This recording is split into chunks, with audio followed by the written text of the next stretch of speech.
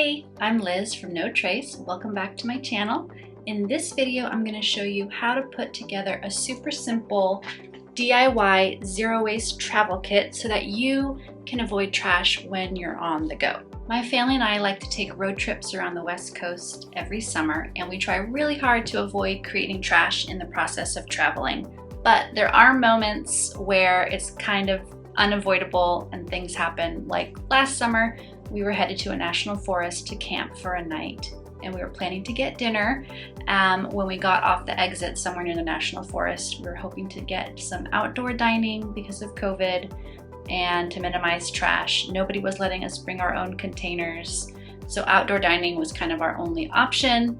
And when we got to our exit, the only spot with outdoor dining didn't have any vegan options, so it was kind of like a burger diner joint. So we ended up going across the street to Burger King to get their veggie burgers and tater tots, and we ended up with a fair amount of trash as a result. But now that restaurants and grocery stores are opening up more and letting people bring in their containers, we are ready to get back out there and avoid trash in our travels this summer. So I thought I would give you the tips and tools that we bring with us to avoid most trash when we're traveling. So let's get into a DIY zero waste travel kit.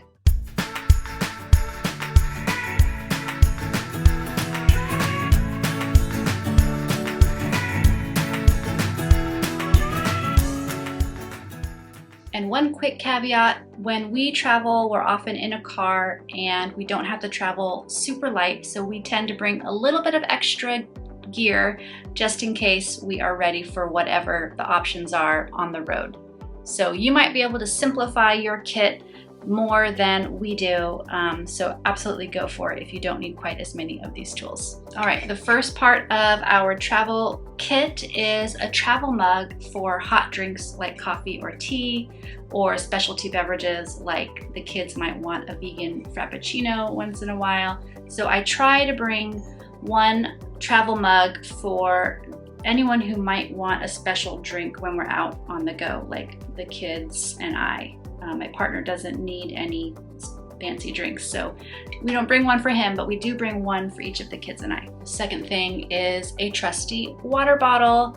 Now you might be able to get by with just a water bottle that also works as your travel mug, but we tend to want extra water in the car, so we bring a water bottle for every person, and we usually bring a couple of extra water bottles with water that we leave in the car so that we're never stranded without something to drink when we're on the road. The third part of our travel kit is some utensils. So we try to bring a few forks, spoons, and maybe a little travel knife. Remember, don't bring a travel knife if you're traveling by airplane, but if you're doing a road trip or train travel, you could bring a little travel knife, and that'll help you avoid plastic cutlery when you're out and about. If you're not sitting down to eat at a proper restaurant, you can ask for no utensils and use your own reusable, washable ones. All right, the fourth part of our travel kit is a straw. Now this is mostly for the kids, so if they want to get some kind of frozen lemonade or a special drink, it's great if we have a straw for them to use. I'm gonna link to a video right here where I show you how to make a little utensil holder for your forks, knives, and straws when you're out on the go, if you want to kind of keep them together and keep them organized. So I'm linking to that here. Check that out if you want to sew up your own utensil holder. Number 5 is a simple cloth napkin. We try to travel with at least a couple of these cloth napkins to help with cleaning up spills and wiping our fingers when we're eating. And again, I'm going to link to a video if you want to sew your own napkins. I have a tutorial for how to do that and how it walks you through how to use your sewing machine. So if you're a super beginner to sewing, it's a great starter video, so check that out. Okay, part 6 of our kit is a container or two for wet food. So if we are sitting down to eat at a restaurant and the kids can't quite finish their meal, or I can't quite finish my meal, it's great if we have our own little containers to scoop up any leftovers and have them later and save them instead of tossing them. An old jar works great for this. Maybe you want to grab a couple if there's more than one of you traveling. And I also really like these metal bento boxes. So this one is by Lunchbox, but these are nice little containers for leftovers. In addition to a jar or a little bento box, a wax wrap is a great way to wrap up some of those more juicy leftovers or leftover fruits and carrot sticks, things like that. So we'll often bring one of these in our kit too. Number 7 is a cloth bag or 2 for dry treats and pastries or those kinds of leftovers that don't need to be in an airtight, watertight container. So this is a simple sandwich size and this is a simple snack size.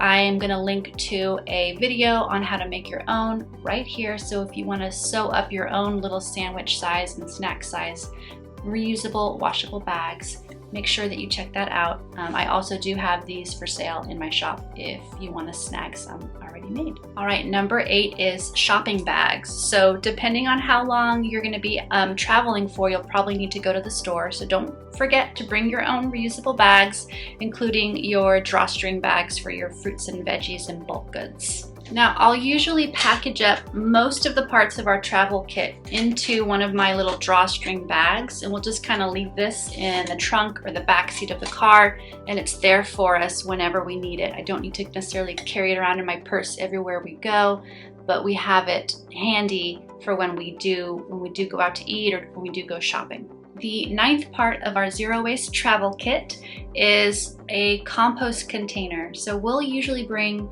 some kind of larger Tupperware bin to put all of our compost into on our trip. And sometimes we're able to leave the compost wherever we were if there's some kind of curbside collection. Sometimes we can't leave the compost and we need to find a new home for it. So that's where the container is really handy.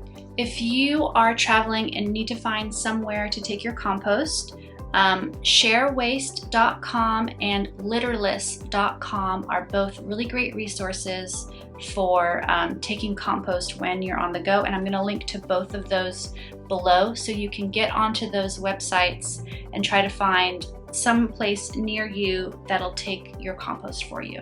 If those websites don't have a location near you, you could also see if there's a local community garden near wherever you're visiting. They might take back your compost. Also, a local farm or farmer might take your compost, so you could reach out and try to see if those are possibilities. And if all else fails and you're traveling by car, you can just bring your compost home with you. We've done that before. If you just keep the lid on your compost, it should be fine in your car. It shouldn't create any kind of major odor or pest problems. So you could always just bring your compost home and compost it at home. We've done that many times. So that's what's in our kit, but I do have 2 other zero waste travel tips for you. Number 1 is to research ahead and see if you can find some bulk bins near where you're traveling. Litterless.com and zerowastenerd.com both have bulk bin finders on their website, so you can go on there, put in a town or a zip code and find a bulk bin near you. And I'm going to link to both of those websites below. Those are great free resources, so check those out.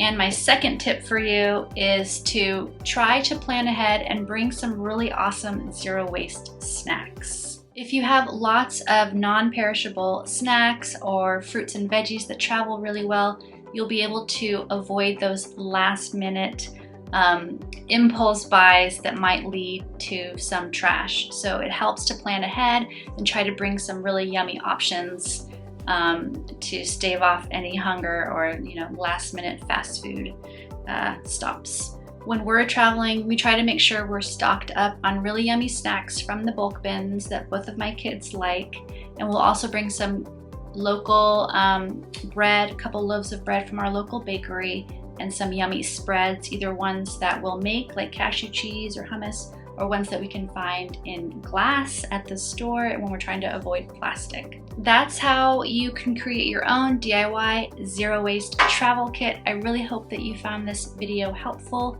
and that you're able to create your own kit and get out there and avoid trash when you're on the road. I'd love to hear from you. Is there anything that you would add to your travel kit?